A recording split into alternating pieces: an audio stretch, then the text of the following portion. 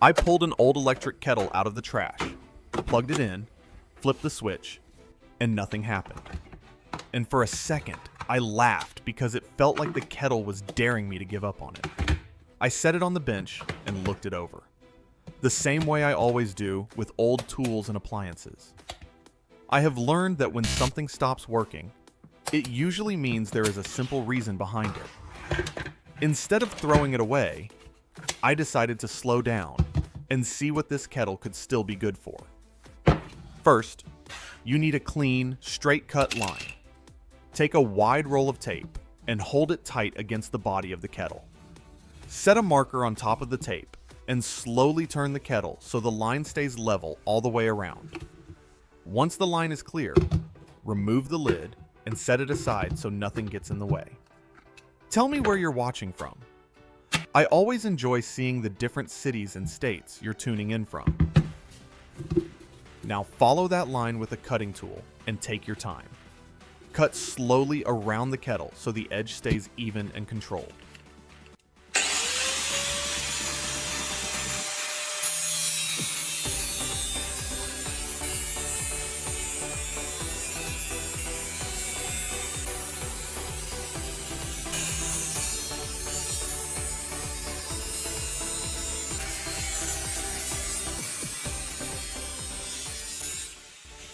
Keep the section with the handle, the switch, and the bottom intact.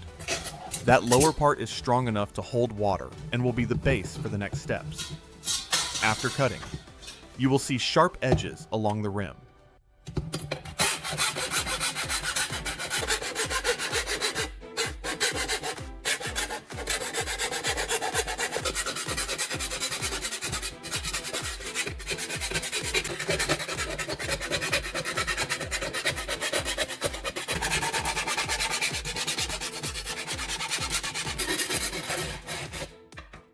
So take a file and smooth off every burr.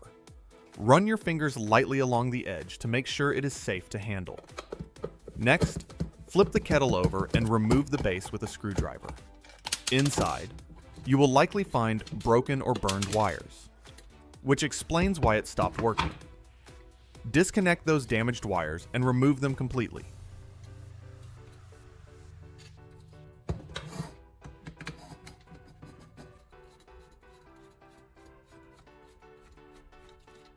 Then take the switch out of the handle so you can reuse it later. Clean up the inside so you are left with a solid shell, a working switch, and a clear space to rebuild everything the right way.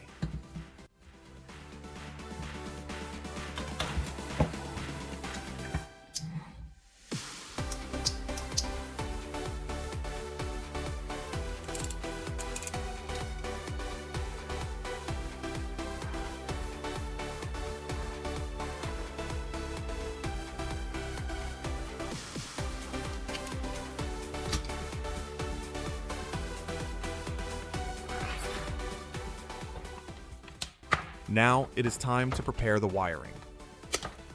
Take the power cord from the old kettle base that already has a plug on it. This saves time and gives you a cord that is made to handle heat and current. Strip about 1/2 inch of insulation from the wire ends so the copper is clean and easy to work with. Do the same with the wires coming from the switch in the handle. Before connecting anything, take a moment to plan the path of the wires so they do not twist or get pinched later.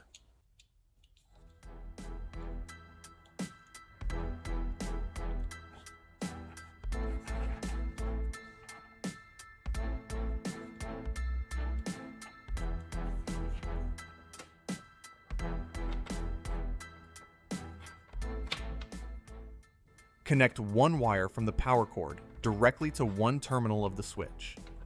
Twist the copper tightly together so the connection is solid.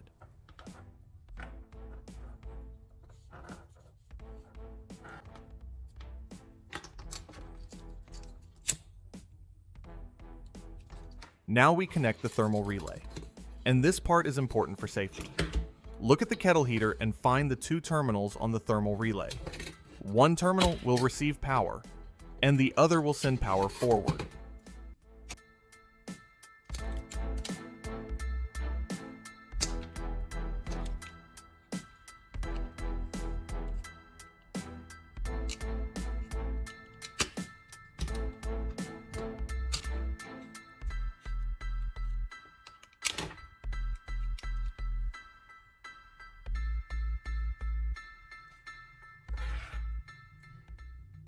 Take the free wire coming from the switch and connect it to one terminal of the thermal relay.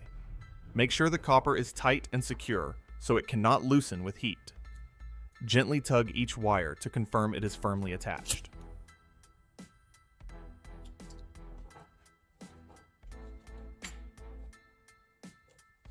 Next, take the remaining wire from the power cord and connect it to the other terminal on the thermal relay. This way, electricity must pass through the relay before reaching the heating element. That means the relay can cut power if the temperature gets too high. Now it's time to put everything back together. Start by placing the thermal relay back into its original position inside the kettle body. Make sure it sits flat and makes good contact where it belongs. This helps it sense heat properly and work the way it was designed. Next, set the switch back into the handle. Check that it moves freely and clicks the way it should when you press it. Route the wires carefully inside the handle so they are not pinched when the cover goes back on. Take your time here because neat wiring prevents problems later. Once the relay and switch are in place, reinstall the handle cover and tighten the screws evenly.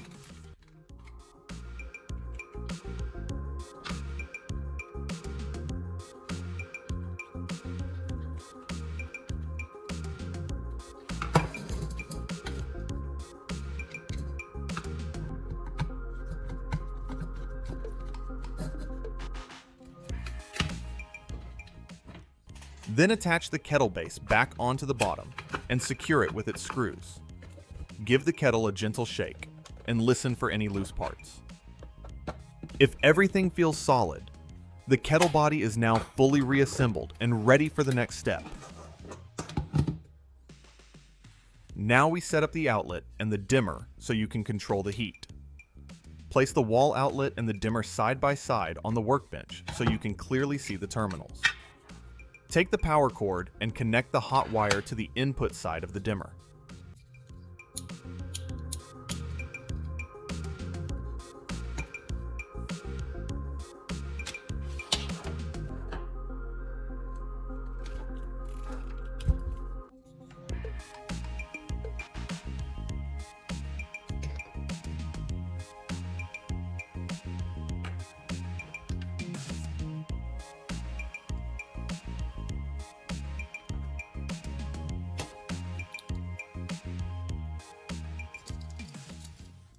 Tighten the screw firmly so the wire cannot move. Next, connect the output side of the dimmer to the hot terminal of the outlet. This allows the dimmer to control how much power reaches the kettle.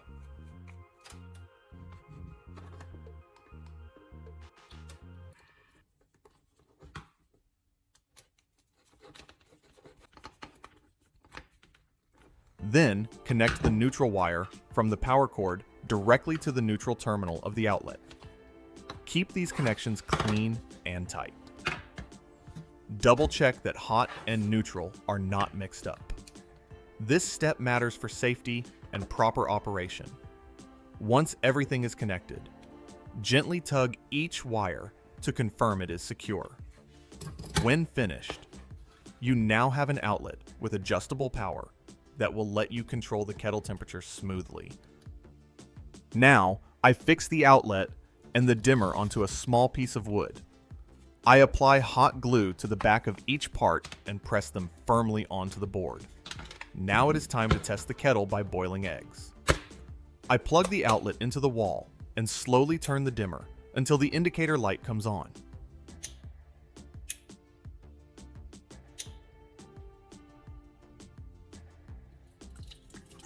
Then I pour water into the kettle. Place the eggs inside and flip the kettle switch. You can hear the water begin to heat. After a few minutes, the water reaches a steady boil and the eggs cook just like they should. This quick test tells you the power control and the kettle are working together properly. Now, I prepare the jars for making yogurt. I take 3 small glass jars and rinse them with boiling water at about 212 degrees Fahrenheit.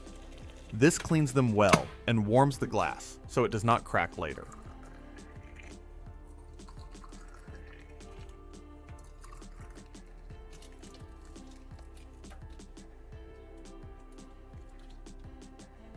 I set the jars upside down to drain and let them air dry. Clean jars matter here because they help the yogurt ferment evenly and safely. Now I mix the yogurt base. I pour fresh milk into a large cup.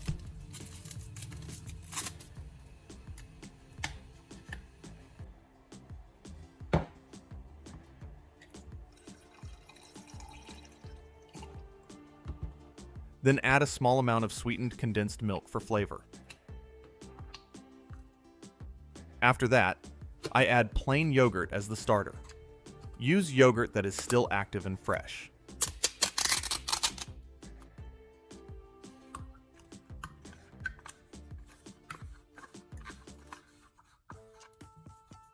I stir everything slowly until the mixture is smooth and even. You do not want foam here, just a clean blend. Once it looks uniform, I carefully pour the mixture into the warm glass jars we prepared earlier. Fill them evenly and close the lids loosely. Now the yogurt is ready for gentle heat and time to do its work. The eggs are done, so I turn off the kettle and carefully lift them out with a spoon.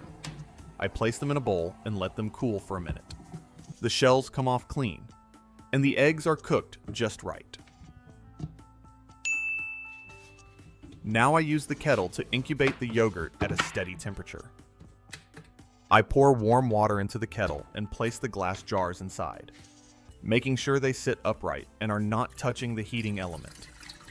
I plug the kettle into the adjustable outlet and slowly turn the dimmer until the temperature settles around 104 degrees Fahrenheit. I close the lid and let it run quietly. After about 12 hours, I check the water temperature with a thermometer and see it holding right around 105 degrees. That steady warmth is exactly what yogurt needs. I lift the jars out, and you can see the yogurt has thickened nicely. This step shows the old kettle can now hold a stable temperature for long periods, which is the real success of this build. This old kettle is no longer trash. It now boils eggs, holds steady heat, and makes fresh yogurt right at home. You took something broken and turned it into a useful tool again with your own hands. That feeling never gets old. If you enjoy fixing things and finding smart uses for old tools, hit like, subscribe, and share this with someone who still believes nothing should be wasted.